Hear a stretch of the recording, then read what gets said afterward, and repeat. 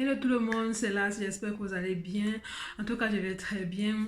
Comme vous le savez, actuellement, l'Allemagne offre plusieurs formations, tant à ses citoyens que aux ressortissants étrangers. Du coup, c'est un moyen pour nous, les Africains, de venir en Allemagne de façon légale, sans toutefois avoir à payer cette caution de 10 000 euros qu'on nous demande pour un visa étudiant. Et donc, la vidéo d'aujourd'hui parlera des deux formations que je maîtrise un peu mieux, c'est-à-dire le Altenpflege et le Krankenpflege, mais il y a aussi le Kinderkrankenpflege. De toutes les façons, ces thèmes, je les ai expliqués dans ma dernière vidéo que je mettrai quelque part là pour ceux qui n'ont pas encore regardé. Et aujourd'hui, on parlera aussi du salaire qu'on perçoit pendant la formation, de comment monter les dossiers quand on est encore en Afrique ou bien quand on est ici en Europe. De toute façon, restez scotché pour ne rien rater. Donc, on se retrouve tout juste après l'intro.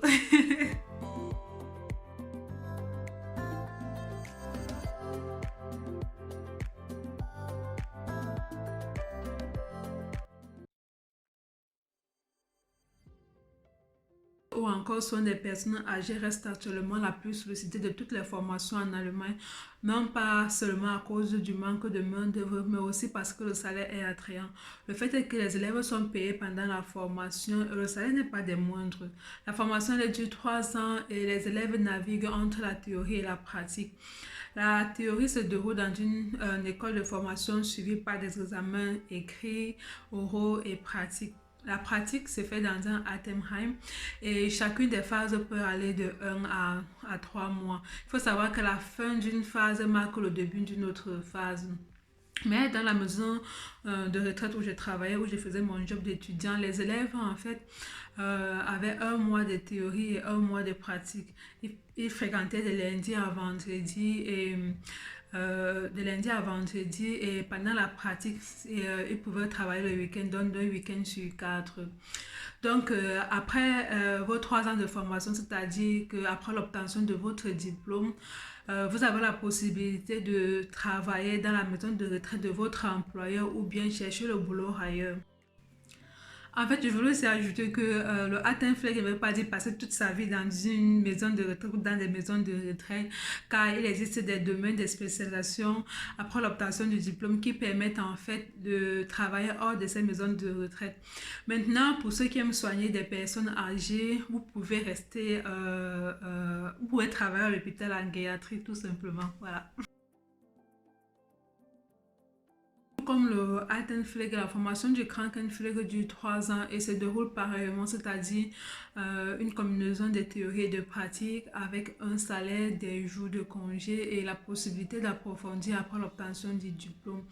La différence entre ces deux formations se situe uniquement dans le milieu du travail. Tandis que le Altenpflege exerce dans les maisons de retraite, le Krankenpflege exerce dans les hôpitaux et les cliniques. Mais cela n'empêche pas l'un de travailler dans le milieu de l'autre après l'obtention du diplôme, vu que la formation des deux diffère. De toute façon, à partir de janvier 2020, on va mélanger tout le monde et après, ils vont se différencier en troisième année, donc c'est comme ça. Maintenant, passons aux questions qu'on m'avait posées. Donc, pour venir faire la formation en soins infirmiers en Allemagne, il vous faut un niveau de langue. Le niveau de langue demandé est en fait le B2. Donc, ça serait aussi mieux si vous aviez le ZIDAF ou bien le TOEFL. Maintenant, ceci est valable pour tout le monde, que tu sois en Afrique ou bien en Europe. Mais pour ceux qui sont en Afrique, ça serait mieux que vous ayez ce niveau de langue avant d'entamer avec la procédure. Et les cours de langue se font dans des instituts et des centres de cours de langue. Et je crois qu'il y a l'institut quelque partout en Afrique, non? Je ne sais pas, mais je crois en fait.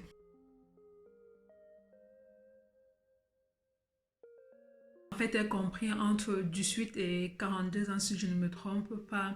Et la formation est ouverte aux hommes comme aux femmes. Même si les femmes sont souvent beaucoup plus intéressées que les hommes, quoi.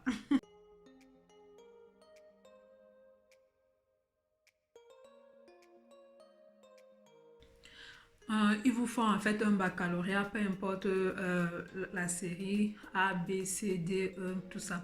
Mais les baccalauréats tchadiens, indiens, centrafricains, là, ils ne veulent pas ici. Donc, je pense que c'est à cause des conventions internationales ou un truc comme ça, Kaina, non.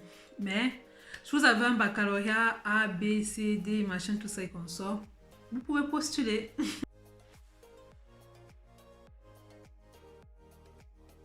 Le baccalauréat, tout série confondue. Pour les anglophones, en dépit du baccalauréat, il vous faut aussi le BPC, il faut l'acte de naissance, il faut le CV, il faut quoi encore?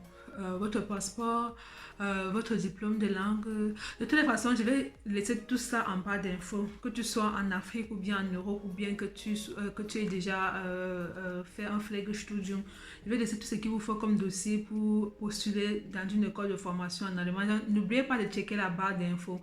Et si j'ai oublié quelque chose, vous pouvez compléter en commentaire pour ceux qui sont en formation ou bien ceux qui sont déjà passés par là. Voilà. En dépit de ce que je vous ai cité comme dossier pour postuler, moi, on m'avait demandé ma licence, on m'avait demandé une lettre du RP. Le RP, en fait, ce sont eux qui décident de si tu fais la formation ou pas. Si oui, le nombre d'heures que tu es censé faire en théorie et en pratique. En fait, sur la lettre qu'ils étaient censés m'envoyer, il devait y avoir le nombre d'heures que j'ai fait, le nombre d'heures de théorie que j'ai fait à l'université, le nombre d'heures de pratique que j'ai fait à l'université et aussi les domaines dans lesquels j'ai travaillé quand j'étais à l'université. Et du coup, chez moi, en fait, il manquait la psychiatrie. Donc, dans la lettre, ils ont dit oui, j'ai atteint les 2500 heures de théorie. Les 2500 heures de pratique n'a pas été atteint. Il me manquait 900 heures. Donc, je suis censée faire 900 heures pendant ces 1 an de formation. Et en fait, les domaines dans lesquels j'ai travaillé quand j'étais à l'université, et j'avais pratiquement fait tous les domaines sauf en psychiatrie. Ce qui fait que quand je suis arrivée à l'école de formation, on m'a directement envoyé en psychiatrie. Vous voyez un peu quoi. Donc en fait, c'est le RP qui décide si oui ou non vous faites ça. Et après, j'avais même payé pour venir faire la formation. Je m'avais pris un truc comme 65 € pour, ils appellent ça quoi, le hospital fait que tout un truc comme ça.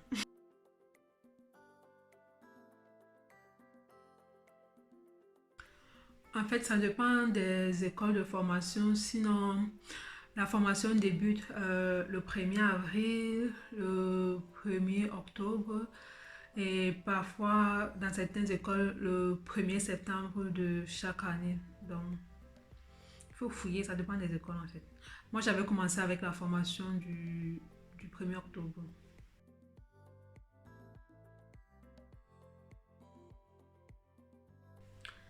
La caution. En fait, vous n'avez aucune caution à payer. L'élève, en fait, est payé dès le premier jour qu'il intègre l'école de formation jusqu'à la fin de sa formation. Donc, c'est comme ça, en fait.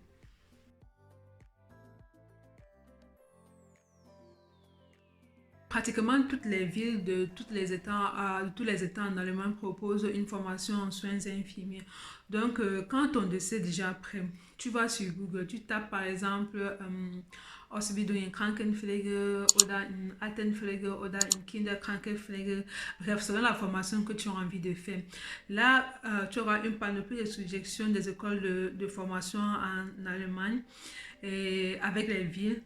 Et là, tu pourras choisir où tu veux aller, où tu veux y aller. Maintenant, si l'école constate qu'il y a un truc qui manque dans ton dossier, ils vont t'appeler pour te dire, monsieur ou madame tel, il y a un truc que nous avons reçu vos dossiers, il y a un truc qui manque, donc est-ce que vous pouvez nous les envoyer par mail ou par poste? Bon, vous avez le choix, hein. Vous pouvez dire par mail ou bien ou par poste, c'est vous qui choisissez. Maintenant, quand vos dossiers sont OK, le corps va vous appeler pour un interview. Et en fait, je vous conseille je vous conseille en fait de postuler dans le maximum d'écoles possibles pour pouvoir multiplier vos chances, quoi. Maintenant, pour ceux qui sont en Afrique, le visa est donné exclusivement pour la formation et ne peut être échangé, donc c'est comme ça.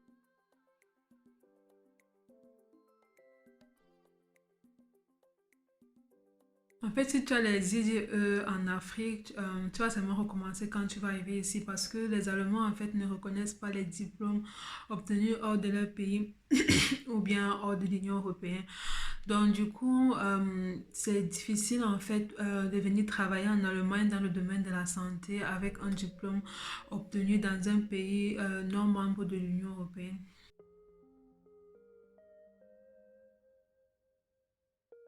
Toutes les écoles de formation ne payent pas de la même façon. Il y a des écoles qui payent plus que d'autres. Maintenant, il faut savoir qu'en première année, on a environ 850-860 euros. En deuxième année, dans les 900-950 euros. Et en troisième année, dans les 980 000 euros. Comme je dis, ça dépend des écoles de formation. Moi, par exemple, j'avais reçu deux contrats de Ausbildung Vertrag. Et d'une des écoles, on payait plus que l'autre. Mais je suis allée dans l'école où on payait moins parce que l'école offrait, en dépit de ça, Ausbildung Vertrag, un logement à prix vraiment bon marché, quoi. Donc, j'ai préféré aller là-bas. Maintenant, les élèves sont coupés en Steuerklasse 1 et votre employeur paye votre assurance dans votre salaire brut. Voilà. Je vais en fait essayer de vous mettre des photos là ou là pour des grilles tarifaires de ce qu'on reçoit pendant la formation, quoi. Donc, comme ça, vous pouvez vous faire une idée de ce que vous pouvez recevoir.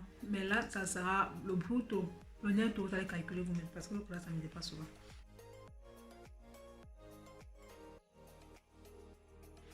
Je tiens à rappeler que ce n'est pas toutes les écoles qui offrent les logements. Certains le font et d'autres pas. Mais où je suis actuellement, on offre le logement. Et je me souviens quand une dame m'avait appelé pour me dire vous avez la place pour la formation, mais on constate que vous êtes très loin de nous. On aimerait savoir si vous avez déjà une maison dans notre ville. Parce que si c'est que vous avez les gardes, ça sera difficile pour vous de faire les allers-retours pour pouvoir travailler. Et là, bref, moi j'avais répondu négativement puisque j'avais déjà la place où j'étais, quoi. Donc il faut faire très attention si vous avez plusieurs contrats, mais on ne choisit pas seulement où il y a beaucoup d'argent. Parce que en tant que noir, trouver la maison en Europe, c'est pas vraiment évident. Donc il faut faire attention à toutes ces choses-là, quoi.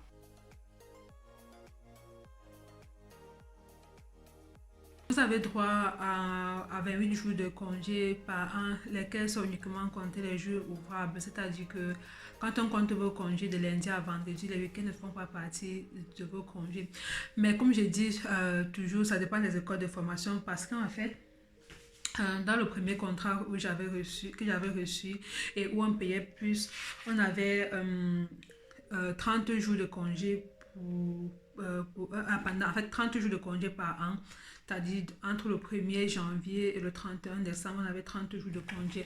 Par contre, où je suis actuellement et où on paye moins en fait, on a juste 26 jours de congé par an, c'est-à-dire du 1er janvier au 31 décembre. Donc, ça dépend. Donc les amis, c'est ici que la vidéo se termine. J'espère qu'elle vous aura plu.